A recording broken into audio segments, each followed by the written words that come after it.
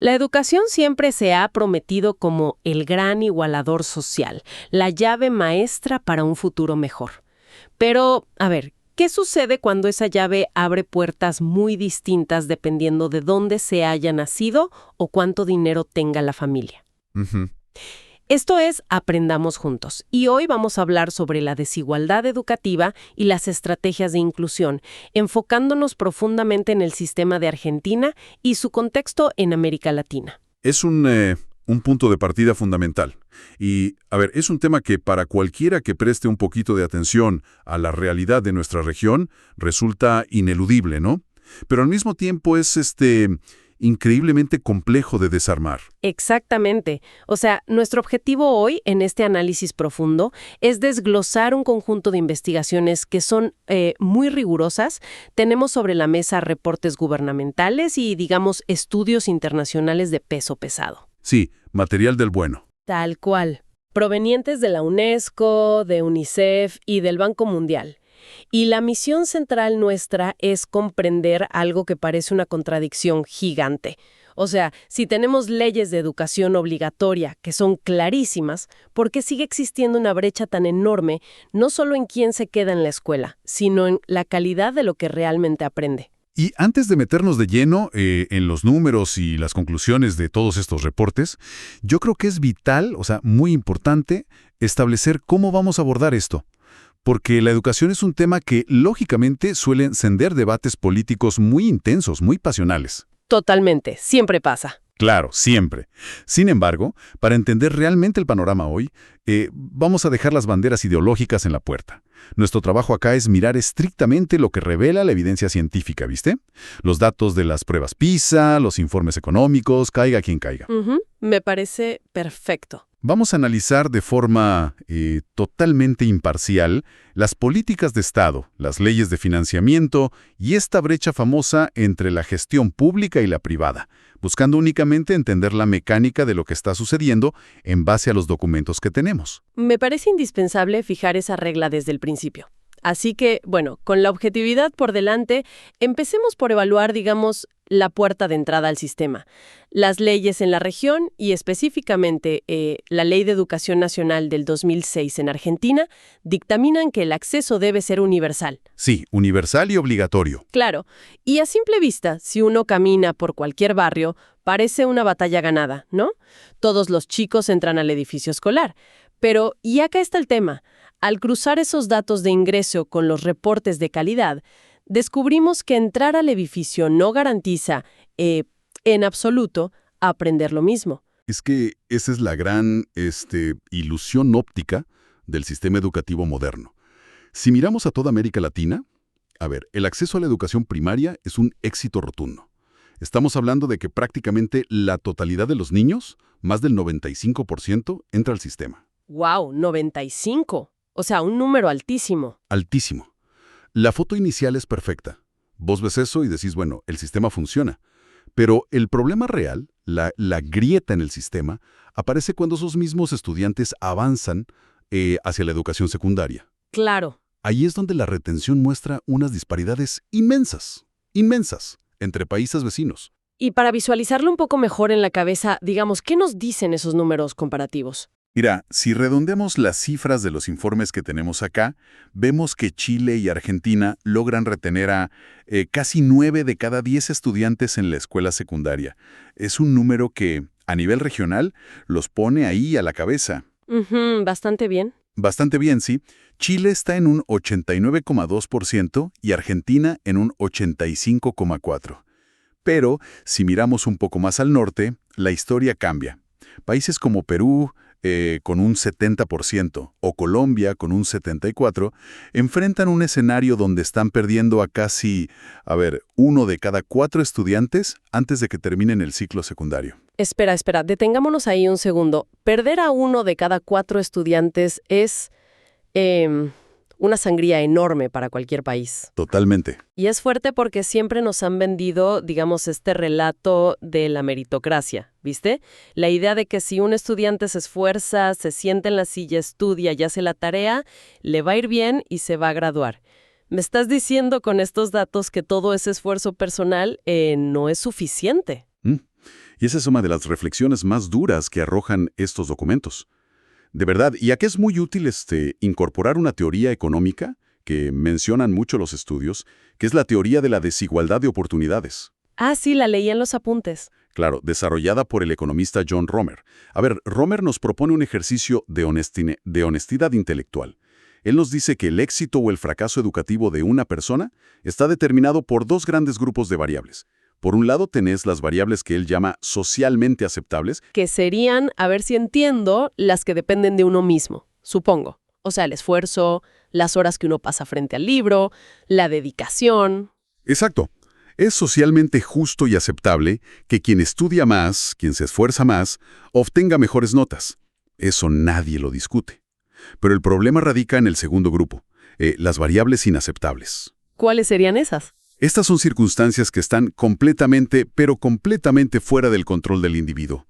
Hablamos de, por ejemplo, el género, la región geográfica en la que se nace, Claro. el nivel de ingresos de la familia y, muy especialmente, algo que marca mucho, el nivel educativo previo que tienen los padres. Y claro, a ver, nadie elige su código postal al nacer.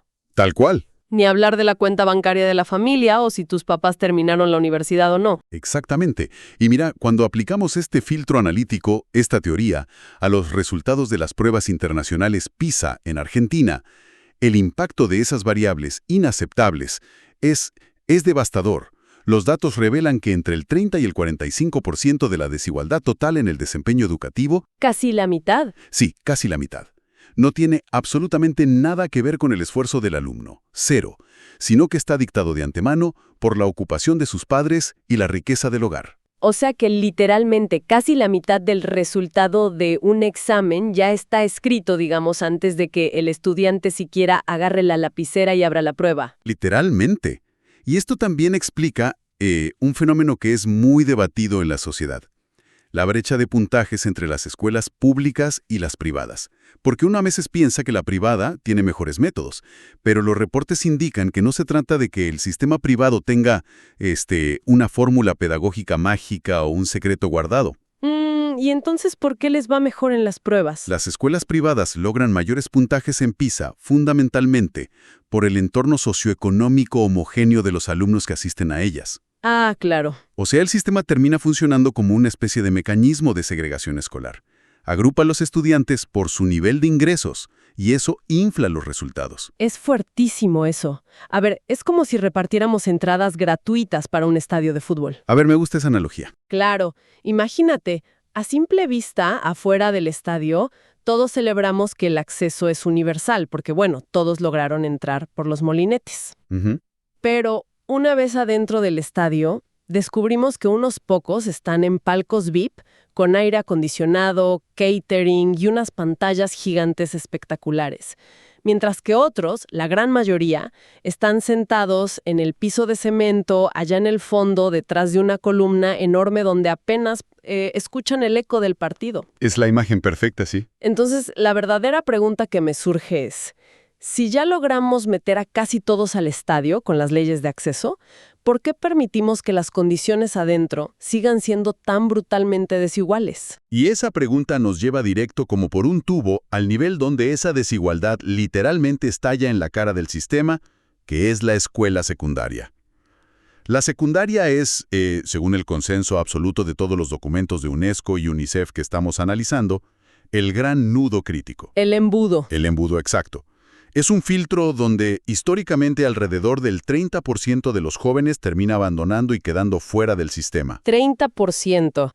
Pero, a ver, imaginemos que ese abandono no es parejo en todo el país. O sea, me cuesta creer que la tasa sea la misma en un barrio céntrico acomodado de una gran capital que en el medio de un paraje rural. No, ni por asomo. Tu intuición es completamente correcta ahí. Y acá es donde los datos sobre Argentina muestran una disparidad geográfica que, francamente, asusta. Mira, en la ciudad autónoma de Buenos Aires, el porcentaje de jóvenes de entre 18 y 24 años que no asiste a la escuela ni terminó el secundario ronda el 16%. Ok, 16%. Es un número que, si bien es preocupante, parece manejable, digamos, en términos de política pública. Claro, es un desafío abordable. Pero si te subís a un auto y viajas a provincias del norte, como Santiago del Estero o Chaco, ese número se dispara a más del 50%, llegando en algunas zonas específicas a superar el 60%. 60%, wow. Más de la mitad de los jóvenes están fuera del sistema en esas provincias. Y a ver, esto no es solo una tragedia individual para esos chicos y sus familias. No, claro que no. Es una bomba de tiempo económica a nivel país. Porque para la audiencia, para esa mente curiosa que busca entender el trasfondo de nuestra sociedad, pensar en el impacto que esto tiene en la fuerza laboral del futuro, en la capacidad de innovación que va a tener el país, es alarmante.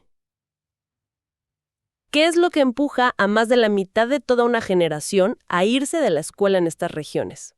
Es multifactorial. Los estudios apuntan principalmente a dos grandes fuerzas, digamos, que expulsan a los estudiantes.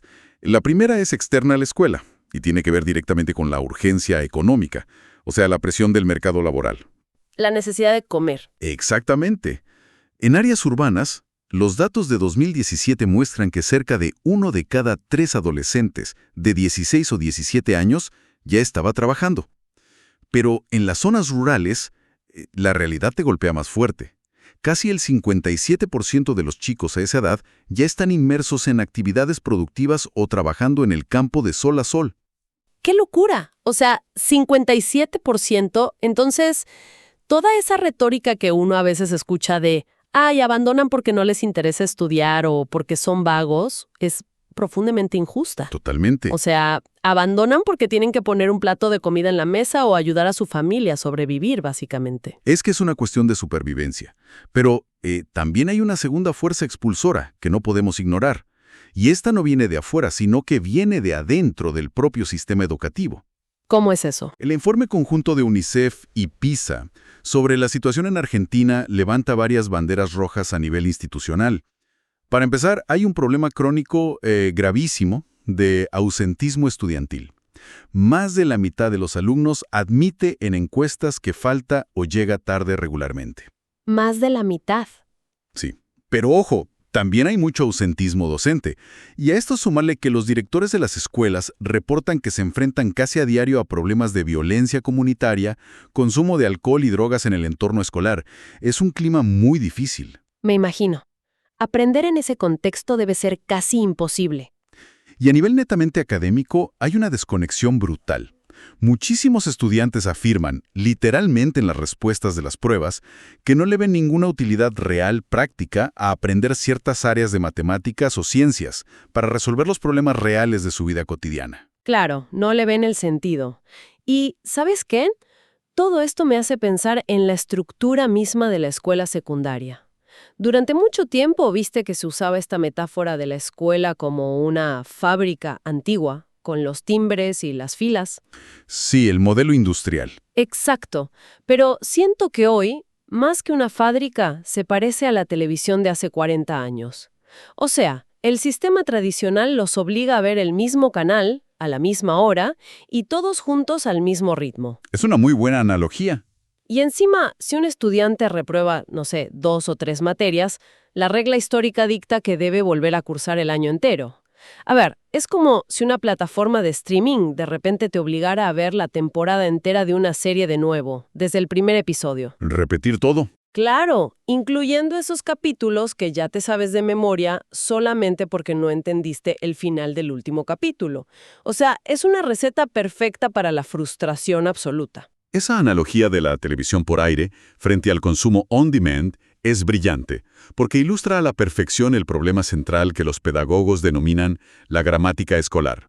Gramática escolar. A ver, explícame un poco más eso. Sí, es un término técnico para describir este formato hegemónico, rígido, que fue pensado para el siglo XIX. Está basado en organizar las aulas estrictamente por edad, tener currículos enciclopédicos inmensos que hay que cubrir sí o sí, y, sobre todo, la implacable repetición de años completos. Lo de repetir de año es tremendo. Es que el sistema le está diciendo al estudiante, un estudiante que tal vez ya es vulnerable económicamente, mira, si fallas en una partecita, fallaste en todo. Y bueno, ante la evidencia abrumadora de que este molde no solo no funciona, sino que expulsa activamente a los que menos tienen, es que han empezado a surgir nuevas políticas públicas para romper ese molde. Bien, hablemos de soluciones entonces, porque el diagnóstico ya lo tenemos y es duro. ¿Qué formas está encontrando el Estado para retener a estos chicos y ofrecerles un formato más flexible, más parecido a ese on-demand? Un ejemplo sumamente interesante que destacan bastante los informes es el caso de las escuelas de reingreso en la ciudad de Buenos Aires. Ah, escuché de ellas. Empezaron hace unos años, ¿no? Sí, allá por 2004.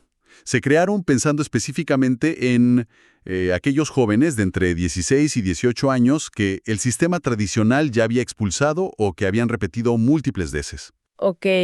¿Y qué hacen de diferente? Su innovación principal es, básicamente, dinamitar esa gramática escolar de la que veníamos hablando. En estas escuelas de reingreso, el avance del alumno es por materias o por módulos, no por el bloque anual completo. O sea que si apruebo, digamos, biología y literatura, pero por algún motivo fracaso en matemáticas, ese logro de las que sí aprobé, ¿se guarda? Tal cual. El sistema respeta y valida el progreso que vos ya lograste con tu esfuerzo. Si te va mal en una, solo recursás el módulo específico que te falta.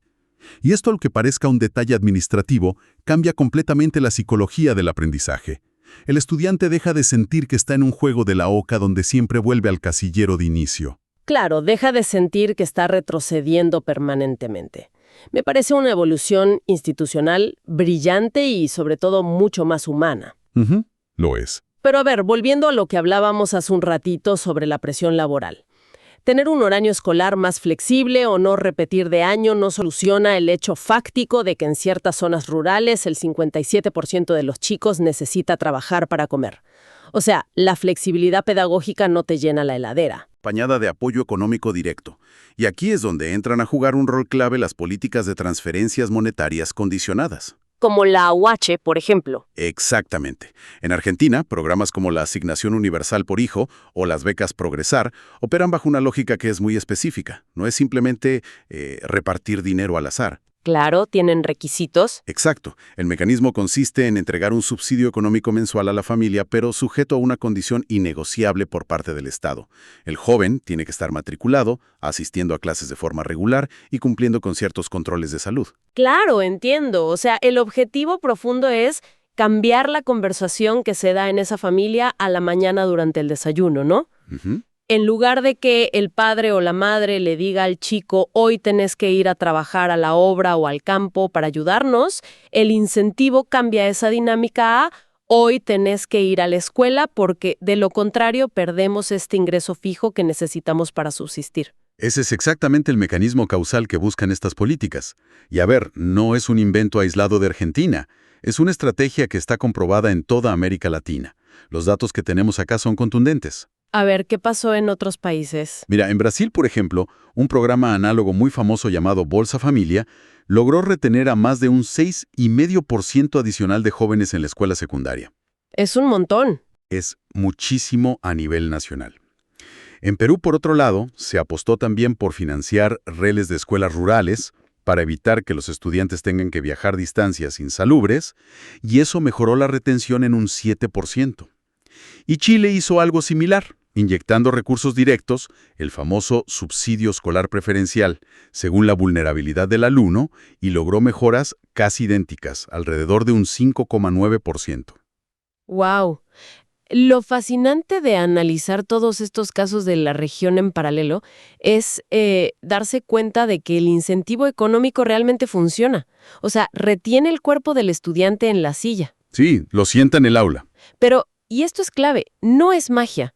Porque si el Estado apoya financieramente a una familia con estos planes, pero ese chico llega a un aula donde el currículum es obsoleto, donde el profesor falta o lo hacen repetir contenidos que ya sabe de memoria, la verdad es que lo perdemos mentalmente igual. Sí, está de cuerpo presente, pero la mente está en otro lado. Claro, por eso para mí la verdadera inclusión requiere dos cosas a la vez: la beca en el bolsillo de la familia para poder sobrevivir y la flexibilidad pedagógica en la mochila del estudiante para que realmente quiera aprender. Es una excelente síntesis, de cómo deben cruzarse de manera inteligente las políticas sociales con las políticas educativas.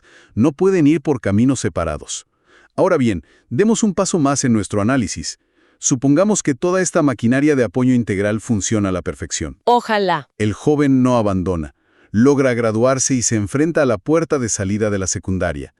¿Con qué mundo se encuentra hoy si decide intentar acceder a la educación superior o universitaria? Bueno, se encuentra con un mundo universitario que también acaba de sufrir, digamos, un sismo sin precedentes. Me imagino que los documentos abordan el impacto de la pandemia y los últimos años donde todo se volvió virtual casi de la noche a la mañana, ¿no? Totalmente. La crisis del COVID-19 obligó a todas las instituciones de educación superior a dar un salto evolutivo digital aceleradísimo. Lo que iba a tomar 10 años pasó en meses. Sí, nos pasó a todos. Pero, ojo, la verdadera transformación profunda que señalan los estudios no es solo dónde nos sentamos a estudiar, si en casa o en el campus, sino qué es lo que el mercado laboral y la sociedad realmente requieren que aprendamos. Claro, el contenido. Exacto. El enfoque histórico de ir a la facultad a memorizar datos estáticos quedó completamente obsoleto. Hoy por hoy, la retención de datos crudos se delega a la inteligencia artificial o a un simple buscador web. Lo cual tiene todo el sentido del mundo. Digo, si una máquina puede buscar un dato hiperespecífico en un milisegundo, la ventaja competitiva humana tiene que estar en otro lado.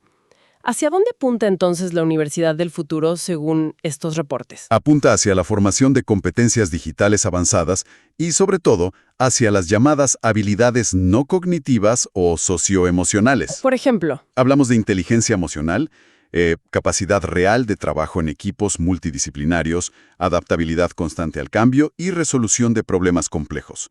Y para lograr impartir todo esto, los expertos prospectivos tanto del Banco Mundial como de otras entidades perfilan 4 grandes modelos de aprendizaje que van a definir la educación superior en las próximas décadas. a ver, desgranamos bien esos 4 modelos porque me parece crucial para nuestra audiencia entender cómo va a ser la vida universitaria del futuro. ¿Cuál es el primero? Bien, el primer modelo lo llaman el ecosistema cerrado. Básicamente es la evolución directa y modernizada de la universidad tradicional que todos conocemos. El estudiante ingresa justo después de la secundaria y la institución le provee una formación fundamental, integral, de principio a fin, pero ahora fuertemente apoyada en herramientas digitales, plataformas y simuladores virtuales. Ok, la universidad es siempre, pero con mucha más tecnología. ¿Y el segundo? El segundo modelo es la carrera de primer grado con bloques adicionales. Acá la lógica cambia un poco. La universidad te otorga un título fundamental, una base, pero asume desde el día 1 que ese conocimiento va a caducar rápido en el mercado. Claro, hoy en día a los 5 años ya todo cambió. Exacto. Entonces, la idea es que a lo largo de toda tu vida laboral, vos regresás continuamente a tu universidad para sumar bloques de especialización como si fueran piezas de Lego de formación continua. Me gustó mucho esa idea. Es como que nunca te gradúas definitivamente, sino que mantienes una especie de membresía de aprendizaje de por vida con la institución. Exacto. Sos estudiante vitalicio. ¿Y los otros 2 modelos cuáles son? El tercero es, a mi criterio quizás el más revolucionario. Lo llaman módulos independientes fusionados. Suena complejo. En este escenario, la carrera estructurada y rígida directamente desaparece.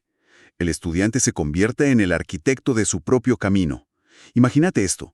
Vos tomás un curso intensivo de programación de un proveedor en Asia, después un módulo de sociología de una universidad latinoamericana y le sumás prácticas de diseño de otra institución europea. Todo remoto. Esta mezcla única de saberes y microcredenciales que armaste es válida para salir al mercado laboral. ¡Wow! Es un cambio de paradigma total. Y, finalmente, el cuarto es el modelo de retorno tardío. Este está diseñado casi exclusivamente para adultos. Es para aquellos estudiantes que, por ejemplo, salieron de la secundaria directamente a trabajar y 10 o 15 años después necesitan volver al sistema. Buscan un esquema hiperflexible que valide toda esa experiencia laboral previa que ya tienen y que se adapte a sus nuevas necesidades familiares. Claro, para alguien que ya tiene hijos o un trabajo de 8 horas, no puede ir a cursar todos los días presencial. Exactamente. A ver, todo este abanico de modelos suena increíble. Es ágil, es hipermoderno y claramente responde a las necesidades reales del mundo laboral del futuro. Pero escuchándote atentamente me surge una preocupación enorme. Y quiero cruzarla con lo que hablábamos al mismísimo principio del episodio. A ver, decime. Si un joven sale de la escuela secundaria de milagro, digamos, arrastrando un montón de deficiencias porque esa famosa gramática escolar de la que hablamos le falló. Si llega a los 18 años sin entender textos complejos o con un rechazo profundo a las matemáticas porque nunca le encontró sentido, ¿cómo se supone que va a sobrevivir en un modelo universitario a la carta que es completamente digital, autónomo y basado en la autogestión? Siento que, lejos de igualar, este salto tecnológico podría hacer que la brecha original de la que hablábamos sea 100 veces más grande. Y ese, lamentablemente, es el temor más grande que subrayan absolutamente todos los investigadores en estos documentos. Es la gran paradoja del progreso educativo. Si la base fundamental, es decir, lo que pasa en la educación primaria y sobre todo en la secundaria, no está sólidamente construida, todas estas maravillas modulares y digitales de la universidad del futuro solo van a estar al alcance de una minoría privilegiada. Los que ya tenían ventajas desde la cuna. Exacto. Si el sistema no resuelve primero las competencias básicas, como la comprensión de lectura crítica y el pensamiento lógico en las etapas tempranas, implementar estos modelos universitarios futuristas simplemente va a actuar como un acelerador hacia el desempleo tecnológico masivo en nuestra región. ¡Qué fuerte! Porque seamos claros, no hay ninguna tecnología universitaria, por más avanzada que sea, que pueda compensar mágicamente una infancia educativa deficiente. ¡Qué conclusión más potente! De verdad. A modo de síntesis de todo este recorrido que hicimos hoy, empezamos viendo cómo el acceso a la educación inicial, tanto en Argentina como en la región en general, es una batalla mayormente ganada en términos de leyes e inscripciones formales. O sea, todos logran entrar por la puerta principal del estadio. Pero comprobamos, a través de la cruda realidad que nos muestran los datos socioeconómicos y las famosas evaluaciones de PISA, que el sistema en realidad oculta una profunda desigualdad de oportunidades puertas adentro. La calidad del aprendizaje que reciben sigue estando ligada, de una manera inaceptable, a los ingresos y al origen de la familia. Totalmente. Luego exploramos cómo la escuela secundaria, lamentablemente, actúa como un embudo despiadado. Vimos que el formato tradicional de repetición ahoga y expulsa a los alumnos más vulnerables y que solo si combinamos una verdadera flexibilidad pedagógica, como el caso de estas escuelas de reingreso por módulos, junto con un respaldo económico real y condicionado para las familias, podemos llegar a frenar un poco esa hemorragia de talento joven. Tal cual. Y cerramos con el desafío inminente que nos plantea la educación superior, advirtiendo que esta gran transformación hacia una enseñanza digital, modular y basada en habilidades socioemocionales es, nos guste o no, imparable. Va a pasar. Va a pasar. Pero esa modernidad, como decías vos, va a ser una trampa enorme si no garantizamos primero que absolutamente nadie se quede atrás en la base misma del sistema educativo. El derecho real a aprender hoy, en pleno siglo XXI, exige muchísimo más que simplemente construir edificios con pizarrones y obligar a los chicos a ir. Definitivamente. Bueno, antes de despedirnos, queremos invitar a quienes nos están escuchando hoy a suscribirse y seguir este espacio de análisis profundo. Si desmenuzar estas realidades tan complejas de nuestra sociedad te resulta tan apasionante como a nosotros, te aseguro que tenemos muchísimas más investigaciones esperando ser exploradas, para que sigamos cuestionando y entendiendo el mundo juntos. Y por mi parte, me gustaría dejarles una última idea dando vueltas en la cabeza, para que la analicen y la mastiquen en casa. A ver. Si consideramos que ese molde tradicional del aula física, que nació hace 2 siglos, está crujiendo por todas partes y que claramente nos dirigimos hacia un horizonte de educación hiperpersonalizada, digital, y que se puede distribuir globalmente desde cualquier dispositivo, llegará el día en que el concepto mismo de ir físicamente a la escuela o la universidad desaparezca por completo. Y si esa estructura de ladrillo se desvanece en las próximas décadas, ¿qué otra institución, qué otro lugar va a ocupar ese enorme vacío que dejará la escuela como nuestro principal espacio de encuentro, de empatía y de socialización humana? Hasta la próxima.